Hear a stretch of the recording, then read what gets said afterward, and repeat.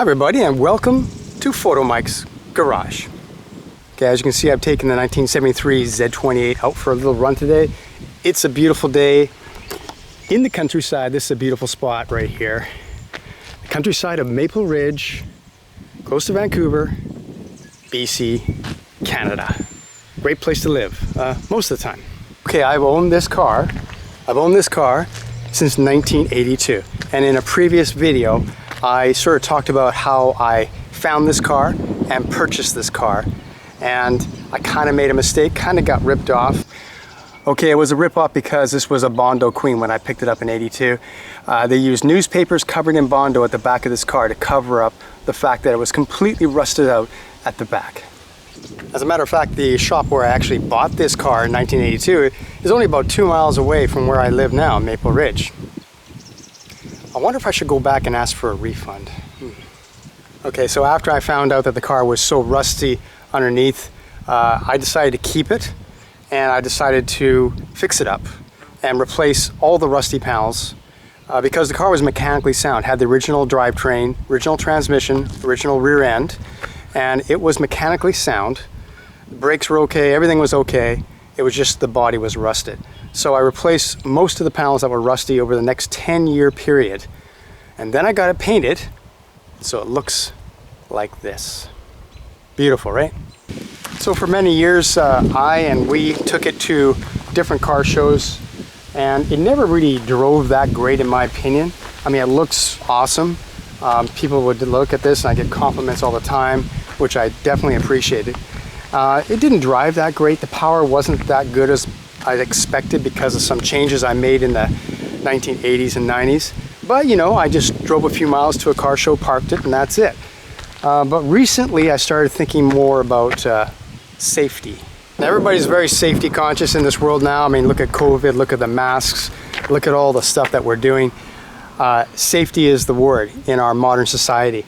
And so I started thinking about that as well for this car. The first thing I did was I put in 3-point seat belts. Now, this car originally did come with 3-point seat belts, but they had an interlocked, and I have missed, some of the parts were missing for that. So I just bought an aftermarket universal 3-point seat belt system, and it fits kind of, and it works okay. So that was my first step towards safety.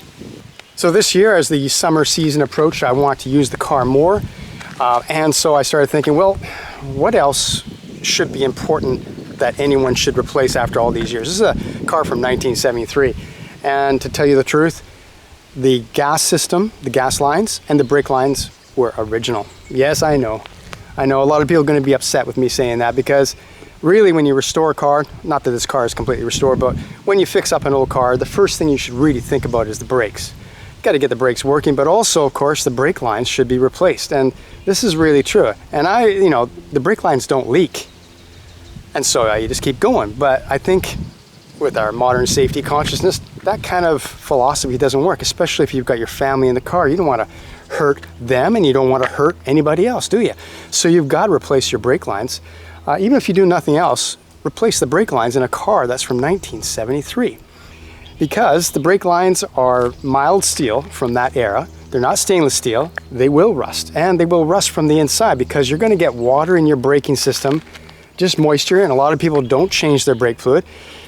I didn't change the brake fluid, so I got to replace the brake lines.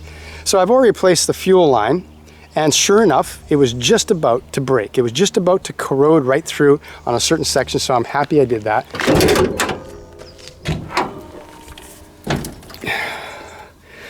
Okay, so once I decided I was going to replace the brake lines, I also decided to replace the master cylinder. Now, this was actually replaced in the 1990s, but it does have a leak from the back, and that's caused some gunk and junko around here. So I thought, well, I might as well replace the master cylinder too. And of course, then that got me thinking, is that what about upgrading to rear disc brakes? Now, I've thought about doing this before, and I've always rejected it with the idea that this car is in many ways very original. And through the 2000s, through the 1990s, the idea was keep the car as original as possible. And that was emphasized more and more as the car got older. It wasn't about performance anymore. It was about originality and value. The car has value if it's original. And so I was thinking, well, I don't want to change that because I want to keep it original. And if you're just cruising to a car show, not doing much, rear drum brakes don't really hurt you too much. But then I started to evaluate what I really wanted from this car. And I had to make some hard decisions, and also I had to critically look at my car and face the truth. The values of these cars keep going up, but there is a new trend that's catching on. Not exactly a new trend, but it's building, and that is resto mod. And what I've noticed at Barrett-Jackson, at other places, that resto mods are actually getting more money than original cars in some cases. And I believe this is because younger people that are moving into this hobby, as us old farts move on, are interested more in a car that's like what they drive every day. It has to have modern capabilities, Apple Play, air conditioning, all these different things that they expect in a modern car that these old cars, they don't give you, right? So that's what they want, and they're willing to pay for it. A car that looks fairly stock, but is modern underneath with full safety features, I think that's just gonna go up in value. So is this car a good candidate for resto mod, or should I keep it original? This is where the confession comes in. Now, most people don't want to talk bad about their car, and no car is perfect, and of course there are defects in every car. And this car, of course, from this distance, in this light, just washed it, looks pretty good, and looks like $1 million to me. However, I fixed this car up in the 80s and 90s, and my intention at that time was to get it running. So certain compromises were made due to the fact that I had very little money. So when you look closely, you can see that this is not a perfect restoration by no means. First of all, it is important to note that yes, this is an all original 1973 Z28 with the RS option. That's been verified. Has its original motor, the numbers match. It has its original transmission, the numbers match. Original rear end. Air conditioning was available on 1973 Z28s, and you could also get the Z28 with the RS front end, which is the small bumperettes with a urethane rubber nose cone. The only year you can get a Z28 RS air conditioning is 1973. Yes, so this car is valuable. So it's valuable. Let's start on the interior. Of course, you can't see because I got my carpet here, but this floor pan was all rusted out originally. I did not buy an aftermarket floor pan, which of course are all available at relatively cheap prices, but in the 1980s they weren't cheap for me. I don't know if they were available. So I took sheet steel and I simply brazed it in. Brazed it in. Yes, I did not weld. I didn't know how to weld. So this floor pan is actually brazed in flat sheet metal. And when you hit it just right, which I can't do right now, but if you hit it just right, it sort of twangs a little bit. A drum, sometimes it makes sound. So not so good. So for the rear quarters, what I did is that whole rear quarter panels were available. I got a patch panel. So I had a patch panel that came this high, went right across and down, and took care of the rust here and the rust down to here. So I welded, by this time I knew how to weld, I welded all along here. And it's not a perfect job, and if we go into the trunk, you'll see why. Open her up. Okay, there's our trunk. Now let's see, it's kind of dark in here. Let's see if you can see. Yes, I think we can see where the patch panel was. You can see that seam line right there. That's where I welded it, and that's visible inside the trunk. Now, that's not what you want to see on a perfect restoration, that's for sure. Another item, of course, which was rusted was the entire trunk pan. Rusted here. The sides here were okay. It was all rusted here. So I went to a wrecking yard and I got them to cut out a trunk pan out of an old Camaro. You could still find old Camaros in the junkyards back then. Now, of course, they're all gone. And then I welded it in myself. And I sort of just put it over top, like lapped it over the metal that was good, and then just welded it. And as you can see, it's a very kind of rough job. Now it's strong, but it doesn't look good. You can see where the joining marks are all along here. Definitely not restoration quality standards. Now don't get me wrong, I'm proud of the work I did. I did most of this work in the 80s and 90s, and it's never rusted through. It's never rusted through. I think I did a pretty good job. But is it the professional way to do it? Is the restoration way? Could I ask for huge amounts of money while I have that kind of work in this car? I don't know if I could really ask for big money with that. So that makes me think that maybe I might as well resto mod this car. What do you guys think? After what I've shown you, what do you guys think? During the late 80s, I also purchased a 1972 Camaro, which I used as a donor for this car. So these doors are actually from a 1972 Camaro. I just bolted them on, painted them red, and 72 doors are slightly different. These are both 1972 doors because my originals were completely rusted out. And the 72 car donated many different parts, including the cowl. The cowl panel was all rusted out. That's all been replaced with a 72. So there's different things like that, which, you know, it kind of worked for the time. It was a cheap way to do it. Would I do it this way now? No, I wouldn't. Okay, one of the best things about this car is this paint. This just gets the eyeballs glued onto this car. It's beautiful. It's beautiful. It's not quite the stock color. It's a custom color. It's very close to the color that the car had, but it's a little bit more pink. This is very close to Guards Red on a Porsche, so it's slightly off, but I like it this way. The paint job, unfortunately, is not perfect. I got a really good deal from a good friend, so I'm not complaining, but I'm just going to show you while the helicopter hovers over me. I think they're trying to make sure I've got my mask on, which I don't. Maybe it's the mask police up here in Canada. Anyway, as I was saying, the paint job is certainly not perfect. The clear coat ran. You can see drips right here.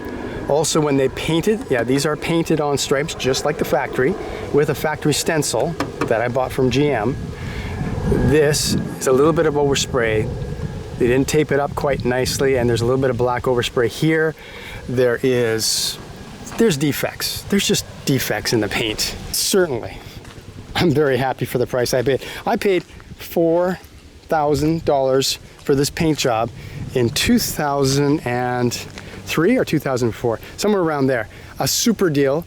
Any kind of paint job that's high quality, that includes some body work, would be, I think, around 10 grand now, or maybe more. I don't know. I can't afford it. Okay, the interior is mostly stock. These are the original door panels from 1973. They're showing their wear. The cardboard, these are just made out of cardboard, so the cardboard is warped. Doesn't fit perfectly. It'd be nice to replace all this. That's expensive. This car came with a special interior option, so it has a walnut grain dash. It's very hard to find these. This came with a walnut grain dash with chrome, plastic chrome around the edges, which is now, of course, all chipped off, not looking good. I want to replace it with the exact same one that I have here. I can't find it, so the old one stays on. The gas gauge is not working. A lot of the panels are misaligned, slightly broken. You can see it originally came with air conditioning, so it has these special air conditioning ducts at the bottom. It's a good thing to have these because these are very valuable now. And you can see air conditioned dashes had the center vents like this one did. And it has the dreaded sticky dash syndrome. A lot of these old vinyl dashes, including the steering wheel, they're sticky. And now I'm going to try and fix that because I don't want to replace this. This is $400 or $500 to replace this. I want to clean up the sticky dash, but right now, see, it's like a sticky, yuck, yuck. And front seats have been reupholstered by me. So the grain is very close to the original, but not quite. But they're starting to wear, and now the seams are starting to come open. Plus, also, I had a bit of a fire when I was welding one time, and so there's some damage here to the plastic. Center console, this has been replaced. This is a new one that I bought, but this is the original cover. And yeah, so it's a tired interior. The seats do not adjust on these old cars. Every modern car has adjustable seat backs. This car does not. It did come with an optional adjuster back here would have had two bad positions. That's not working right now. So yeah, the seats are a little uncomfortable. So to replace everything and make this interior pristine would be extremely expensive, a couple $1,000 just in parts alone. To redo all the rust repair that I did and do it a proper restoration way and then repaint this car would be huge money, and it's just not going to happen. Another thing is, the tires are in good shape, but they're old. They're from 1992. So, you know, as everybody knows, you can't run tires that are that old. They start getting kind of hard. They lose their ability to really grip the road. It becomes dangerous, really.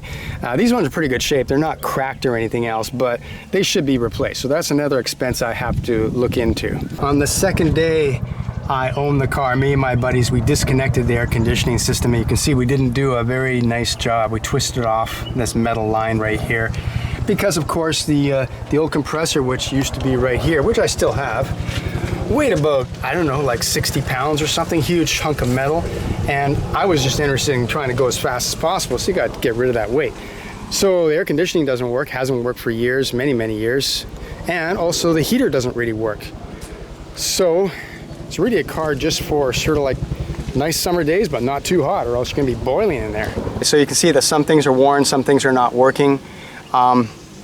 It's been really hard to actually make this video, surprisingly, because I never talk bad about my car to anybody, and to do it publicly, to talk about the defects.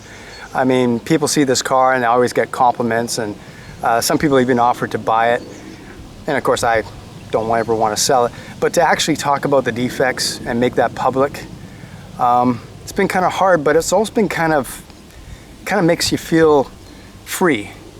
You know, to be honest about your car is important. And you gotta decide as you get older, what do you want from your car? Do you want to just have it parked in the garage and look at it? Or do you want to actually drive it? So as you may have surmised, I've decided I want to drive it. I want to enjoy it. I want to take it on longer trips. I want it to be more enjoyable for me and for the family to be in the car, and I want it to be safe. So I did decide to convert the car, to buy the brake lines, replace all the brake parts, brand new for safety, and also to convert to rear disc brakes. The kit is relatively cheap. I got a simple kit. I'm going to be making a video on how to install that in this car soon, but that opened the floodgates, because once you do that, well, you might as well keep going, right? And so that's what I'm going to do, step by step, over a period of time, because of course I don't have that much money, so I can't do all this stuff at once. But step by step, I'm going to resto mod my car. I'm going to keep the outside looking stock as much as possible. I might be getting larger wheels, 17-inch wheels, and they actually make a wheel that looks exactly like the stock wheel, except in 17-inch. And the reason why you want to go to larger wheels, not really because it looks better, because I think the 15-inch wheels look good. It's mostly so you can get modern, sticky rubber. The old 15-inch tires are getting hard to find, especially if you want performance tires. So 17-inch wheels are in the future. So the outside is going to look stock. The interior is also going to be kept fairly stock. I don't know how far I'm going to go with there, but one thing I know I'm going to do is change the seats. One of the worst things about the Camaro is that I find the seating position uncomfortable. I cannot adjust the backrest, so I can't get a perfect adjustment for my legs and my arms. So I'm going to get a set of Pro Car seats. They look a lot like the original. They look like a classic muscle car seat, but they're fully adjustable. They have more support, more bolstering, which is what I like. I'm used to that because I drive a Scion FRS and they got the best seats in the world in that car. So I want something like that for the Camaro. But the front end, well, one of the ball joints is starting to get loose. So I went to a tire shop like OK Tire and said, well, I need the whole front end, all the bushings replaced, and I need new ball joints. Guess what they told me? 1,000 Canadian dollars to do the whole front end stock, bring it back to stock, this front end. That's ridiculous. It's far cheaper just for me to go to Summit or some other place and get a set of tubular control arms. And of course, we all know that that improves the geometry over the stock A-arms. And so your car will handle better. So it's a no-brainer. That's what I'll be doing. And of course, I'm going to get rid of this big hunk of plastic. You know, it pains me to do it. I've always hated the way this looks, but of course, air conditioning is a rare option on a Z28 from this year. but I'm going to get rid of it. Now I'm going to keep all the old parts, so if someone buys it in the future, they could possibly all return it back to stock. But I'm going to get rid of that and put in a vintage air system. Vintage air system. They're the best, not too expensive. I'm going to put it in myself, and then I'll have proper heating and proper air conditioning.